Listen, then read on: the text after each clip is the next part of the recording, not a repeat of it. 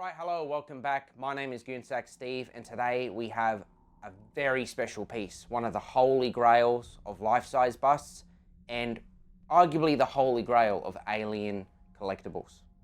This is the Aliens Life-Size Warrior Bust by SIDESHOW Collectibles in collaboration with Stan Winston Studios.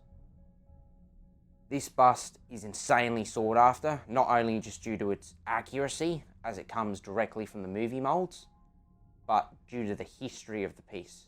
What I mean by that is this was personally overseen by John Rosengrant, who is arguably second in command when it came to designing the Alien Warrior for the Aliens film. Due to this reason, this piece is insanely expensive.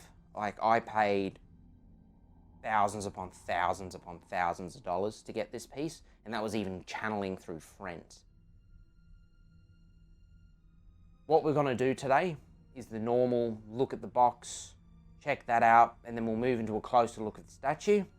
Again, this is an incredibly big statue, so I'm kind of interested to see how we're going to go about fitting this all into frame. And the weird thing is it's not even the largest alien life-size bust I've got in the collection. I'm sure eventually you'll see that video floating around this space, so keep out, I guess, an eye when it comes to that one. So, without further ado, we'll look into the box and go from there.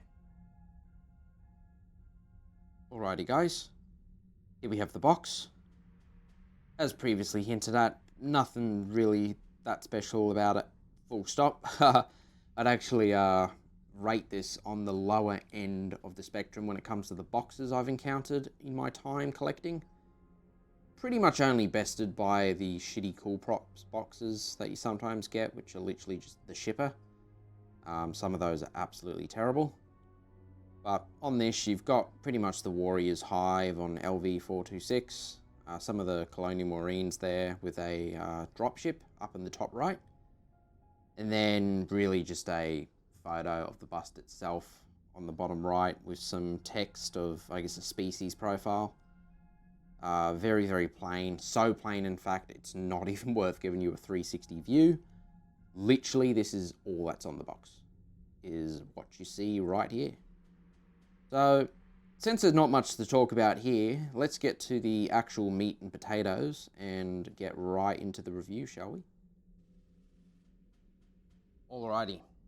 Here he is in all of his glory. This guy is absolutely beautiful.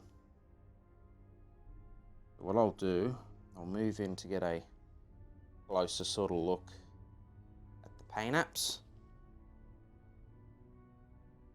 I'm going to work our way up here. The paint apps on this guy are absolutely astonishing for a mass-produced piece.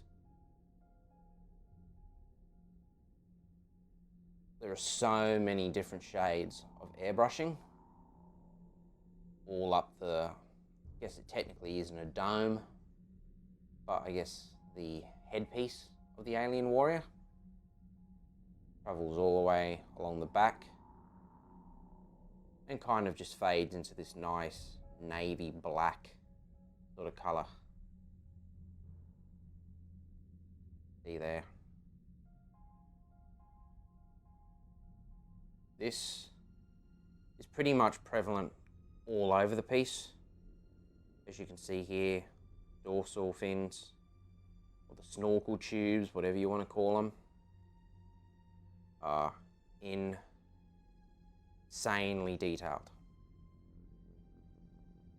A lot of intricate sort of, I guess, designs found all over Geiger inspired work. Insanely beautiful.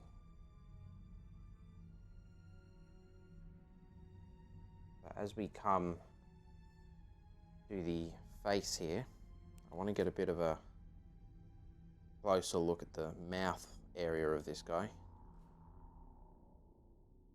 As you can see, real chrome teeth. None of that fancy Nancy fake bullshit. absolutely phenomenal. They did try go with a sort of translucent effect all around the mouth, I guess, to try give it that sort of slimy and loose skin appearance that the alien warrior has in the movie. With age, these have kind of yellowed, some more so than others. It's not really that noticeable in person when you've got the whole piece in front of you. There's just a lot more to look at than, I guess, a slightly yellowed up mouth. But again, some worse than others. There are,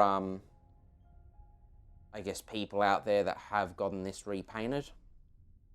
Not sure how I feel about that, but it is what it is. Insanely detailed, this whole piece, and insanely big. Like, this thing's an absolute nightmare to try move around if you need to move it. When it comes to these dorsal fins or the snorkel tubes, one of them is removable. I don't know what the design choice is there when it comes to only having one removable. I guess it just helps it stay flat in the package. I would have liked to have seen both just to minimize any sort of breakages. But again, no dramas with mine. Can't complain too much. But absolutely insane, this piece. One of my favorites for sure. And again, if there's any life-size alien bust out there, this would be the one that you'd want to get. I'm going to have a look at that dome again. It's probably the nicest looking part of the piece outside the face itself. Insane how nice the paint job is on this. A lot of airbrush work, which just is nearly non-existent when it comes to pieces these days. Really wish more pieces had airbrushing and that going on. And there's a sweet look there. If I had to guess, that, my friends, probably thumbnail. Absolute beauty of a piece. Like, even the paint all up the shoulder. Amazing.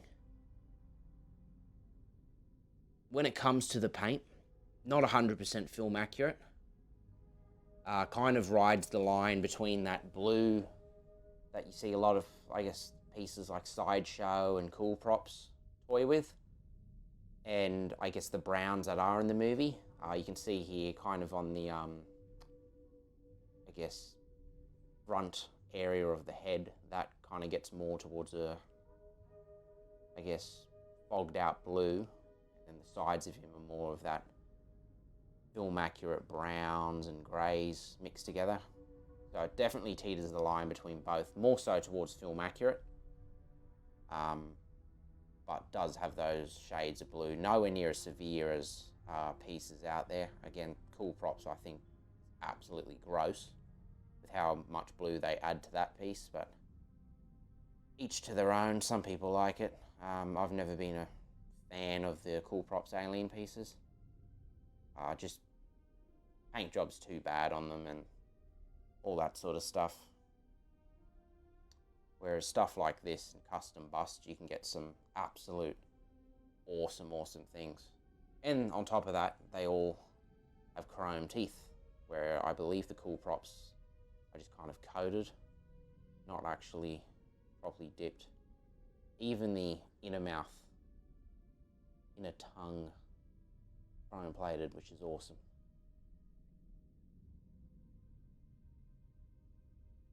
But again, these bust reviews are always a bit small when it comes to their time. But regardless of how you look at this piece is not to be trifled with when it comes to making a statement in your collection. Again, it's one of my favorite pieces. It truly is a standout. even amongst all Predator and Alien collectibles, just due to the history and the studio ties to Stan Winston and John. It's truly hard to beat something with this much history when it comes to actually tying itself into that said franchise. Well, again, thank you for watching this video. Quite a bit of work does go into each of them. I guess everything's slowed down quite a bit because I've been going through some personal stuff. But again, it is what it is. If it wasn't for everything going on in the world and whatnot, I probably would have pumped out some to be or not to be's. Quite a lot of Terminator statues that I did want to talk about at the time of their release that just didn't end up happening.